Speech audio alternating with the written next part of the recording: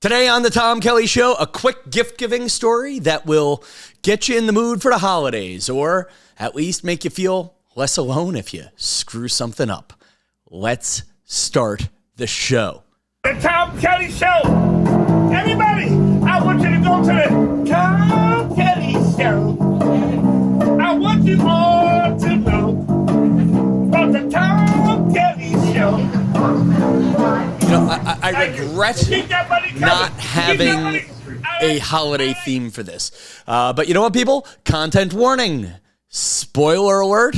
Here's a show that's going to jingle your balls. Is it even jingle? It's Jingle Bells. God, I am such a pervert. And you are experiencing the Tom Kelly Show. No edits. I think I'm taping this show out of order. I have a newsy show I want to release on Sunday, December 17th. But I'm wearing the red velvet blazer and a t-shirt that says Captain on it. That I got at a thrift store. The red velvet blazer, obviously my favorite thrift store find ever. If you're a longtime Tom Kelly fan, I got this in roughly the year 2008 from the one of the thrift stores up in Portland, Maine, with my friend Chris Delenick. This is literally, I am wearing the best $7 I've ever spent in my life. It's a vintage red velvet blazer with vintage buttons. I mean, if you look at the little label, it's from a place called Carol Reed. I think they were some sort of a department store. Anyway, I used to wear this when I worked at the TV shows all the time, and I would wear it for like the whole month of December, and just I would beat this joke into the ground. My per wear cost on this $7 purchase has to be down to a nickel, if not lower. So I'm happy to wear it for you. And then this t-shirt I kind of bought by accident. When I went to my reunion, you guys heard my friend Chris Delenick and my other friend Brian Blackier on the program. And Blackier, we were at the, let's call it the Goodwill in Hamden, Connecticut. He said, hey, buy this shirt. And I kind of like forget why he gave it to me. I think he kind of was being a douche and silly and meant for me to put it back on the shelf, and I didn't. So anyway, here's the funny about dressing up for the holidays. I've been going to this church Hillsong in the Sony Theater on Sundays. It's basically a rock concert for Jesus. It's, you know, where I feel like praying for the next few weeks. I'm on a mission to go to church or some form of church or experience some form of Jesus every Sunday for a year, and we'll see if it makes me feel better. That's the slogan at Hillsong. If you go to church every day for a year, you're going to feel better about life in a year. And you know what, man? I was doing it before the pandemic. I was doing church on Mondays. So let's try something new. But anyway, they made this big thing last week. Hey, everybody, wear your holiday colors, and it's going to be a big pre-Christmas party. Wear your Christmas sweaters, and so I'm like, you know what? I because I'm not working as much this year, I haven't had an excuse to wear the red velvet blazer. So, you know, why not pull out the red velvet blazer for Jesus? He'll love it. And anyway, I get to church, and again, they made this big deal about wear your holiday colors, and it was just me in the red velvet blazer. Now, I didn't feel like putting on a button-down shirt and a tie, and I happened to see this tie shirt. So Brian Blackier, I just got my other $6 out of the shirt. And yeah, I'm rambling about my clothing, but have you ever worn have you ever gone to the non-costume party in costume? Have you ever gone to the Christmas sweater party with a sweater on and then find out nobody was wearing the sweater? Or have you ever gone to the Halloween party only to find out everybody's in suits? I've had that happen to me a couple of times. Actually, I had it happen once in a story that involves who I'm talking about now. You guys have been following me during my podcast for a while. My cousin Amy, not even a blood cousin, she was a ceremonial cousin of mine. We were raised like cousins, in some ways like a sister. If I were to have that, it would be her and her sisters.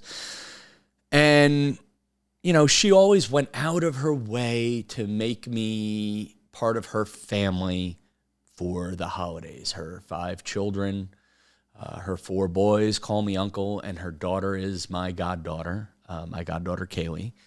And, when you get into the definitions of self, listen, my family was great for the holidays. I have great parents. My grandparents are great. And then, once you go further outside, holidays were just weird. Can they just, without being negative for the story, let's just say holidays were weird. And what was always nice was my cousin Amy was good at happy occasions. And she always made sure to include me on happy occasions. I think that's I think that's actually a fun thought to have around the holidays is, are you good at happy occasions? And Amy was good at them. Now, she started having kids very young. And if I haven't said so already, she passed away about 1.5 years ago now, right around my birthday. So way to ruin that happy occasion, Amy. But joking aside, attempts at jokes aside, if you've been following me for my 25-year career, if we're being honest about numbers, more than that, I have dabbled in every form of media and have never truly taken off in any of them. I used to have a blog. I had one of the first blogs ever. I probably had a blog before blogs were called blogs, and it would be my thought of the day on my website. I would put it on a website I had dedicated to Al Gore's hot daughters, whatever. That's all you need to know is I had a blog before blogs were cool. And whatever it is, I stumbled into a Microsoft Word document from the year 2000. From the year 2000. And it was about me giving a gift at my oldest nephew, Christian's birthday. I'm going to change this into a holiday story and just sort of read the very badly written blog I have for you, because I just think it's a great story to share around the holidays. And again, you talk about being good at happy occasions. The nice thing about being around children around the holidays is, they had this line at church today. You could see the holiday again through their eyes. So for my Mendoza niece and nephews, they definitely helped me stay a kid a little while longer. And remember, when my cousin Amy started having kids, she started at, let's make it 17 or 18. She was the young mom, and her husband Will, young mom, and by the way, their marriage lasted over 30 years. They'd still be married today if she were still around. They worked their ass off in the beginning, and I'd like to think that maybe me being a good uncle and her sisters being good aunts also helped make that job a little more fun for her, a little easier for her and her husband. And I know for sure her starting young was special for me. So I'm going to read the story. And yeah, let's just take a ride. But let's pretend this is Christmas, but it's really a birthday story. But it truly is about trying to experience the joy of giving a kid a gift. All right, long exposition, no jokes. Here we go. Story time. My nephew Christian just turned 7 last week. Because I'm in a bit of an informal competition with my cousins and brother to see who can spoil him the most, I asked him about a month ago what he wanted for his birthday. He wanted 2 Pokemon Game Boy Color games. So I called Gibbs on the 2 gifts he wanted most. Now, at this point, my brother and cousins might as well buy him socks because there is no way they can top me. I'm getting him the 2 gifts he wants the most. I'm his favorite. So I log on to etoys.com and order the games there. eToys delivered them a week or 2 early, so I put them in the closet. Now, the day of his party, I opened up the box. The 2 games were shipped, and I removed the packing slips and receipts. Now, me being not only his favorite uncle, but his craftiest uncle, I decided to do a fancy wrapping job on the giant box that the 2 games came in. I figure I'll confuse him by giving him one giant package.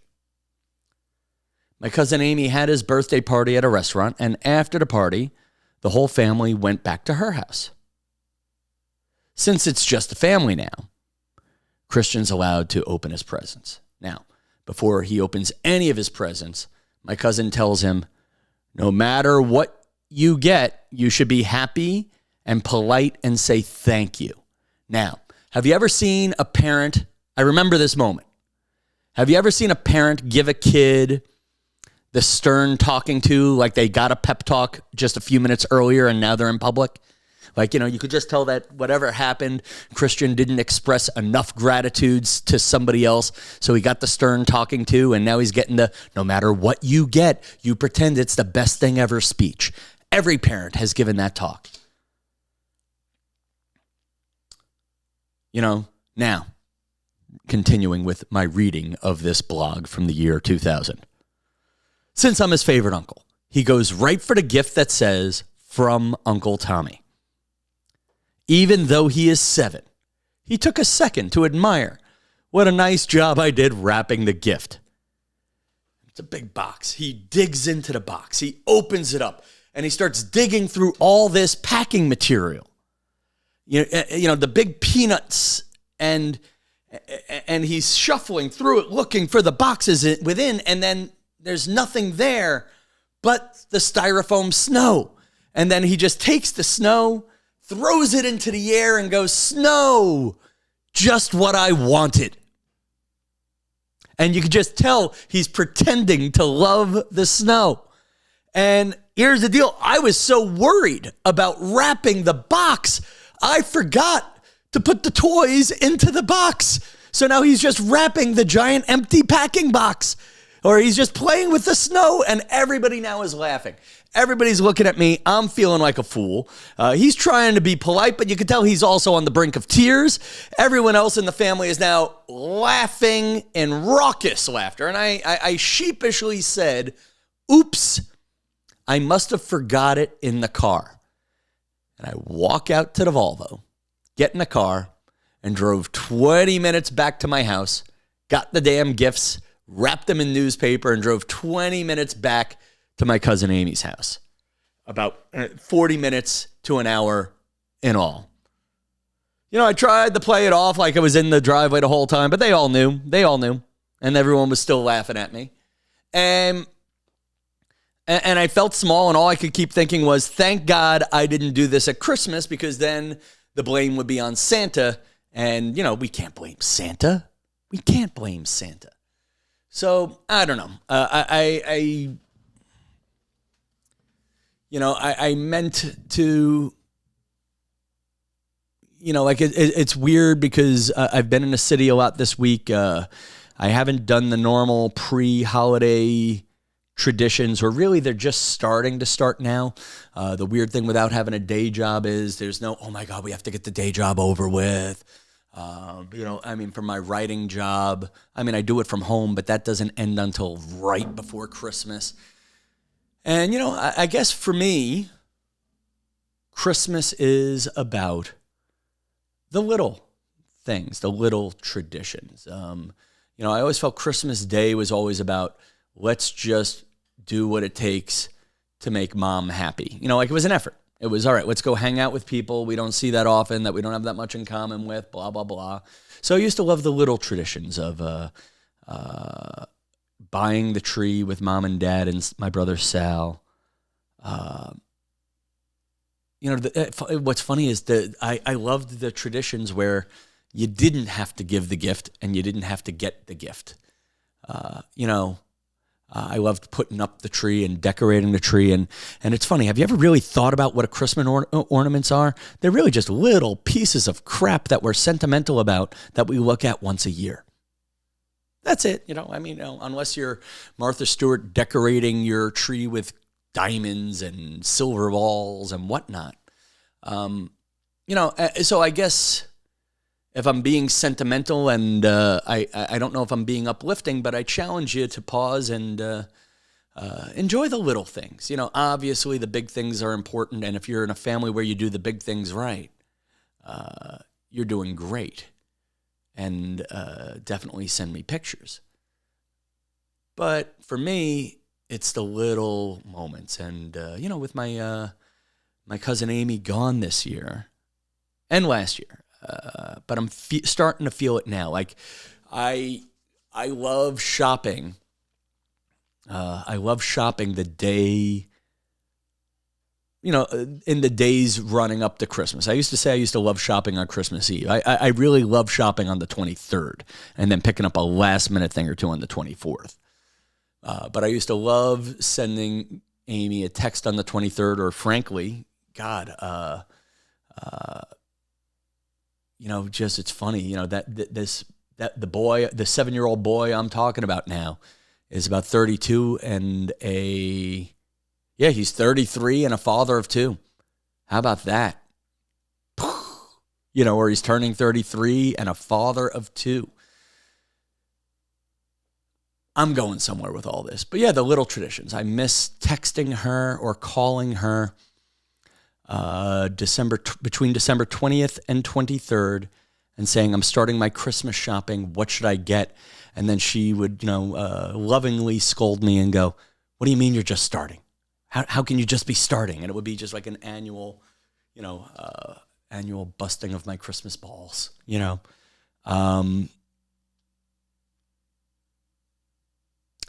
You know, I'll share this tradition since I'm focusing on her accidentally. This is now a From the Heart show.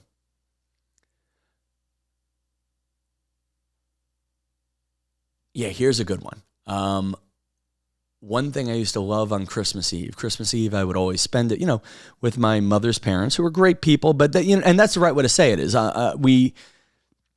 my family, my blood relatives are reserved. We have, reserved. And then there was another chunk that was just, we were always afraid of making them angry. So it was kind of like Christmas on eggshells for me, you know. Yeah, and, you know, going to see my cousin Amy on Christmas Eve was always the nice burst of joy at the end of a, you know, long day. And I used to love, it's funny how it was adorable in the beginning. It became a tradition, or me being a dick became a tradition of, I used to love sneaking over to Amy's house. She would invite me over, and it's funny. I used to punish my cousin Amy for being kind to me, and one way I used to punish her for loving me was she'd invite me over. She would always have Christmas Eve at her house, and I would always show up as she was cleaning and trying to put the kids to bed, and I would give the gifts, and the kids would be like, "Uncle Tommy, yay!" You know, and eventually, I don't know if you just eventually do this annoying thing enough. Does it become a tradition? Yeah, it did. A tradition I treasure a lot, but it's just funny. I miss ringing the doorbell at 9, 10 o'clock at night as they're trying to put the kids to bed. And then this is how you know I'm getting older. There were a couple of times I showed up at 8 and they're like, wow, you're getting mellow in your old age. But anyway, man, moral of the story, celebrate the little traditions on this holiday. All right. Listen, I want to give some quick holiday shout outs. Quick holiday shout out to Janet for getting everybody talking in the Tom Kelly Show secret fan group. Yes, man. I appreciate you getting everyone going. Quick shout outs off the top of my head. New shout out to Palooza, El Palooza on YouTube. Shout outs to Little Magic Mirror. Shout outs to Ryan Wally, Marianne Stelmagic, Judy Jensen, Colleen. I'm not going to hit everybody that I should be hitting, but I want to. But I just, a lot of you guys have made this process fun, Magic mirror to Steve Berger, who's mad I didn't mention that he also turned me down when I invited him to the Debbie Gibson concert. I see Jack Squiccerini, who's been helping me create content for Long Island. And thank you for that extra time, Jack. It gives me confidence to hit the post button. Who else do I want to do a quick magic mirror to? Quick magic mirror to my friend Jen in Austin. I hope we see each other again in 2024. And most importantly, folks, I see you. New podcast for the most part on Mondays and Wednesdays. And this is the top of the Tom Kelly Show inverted content pyramid.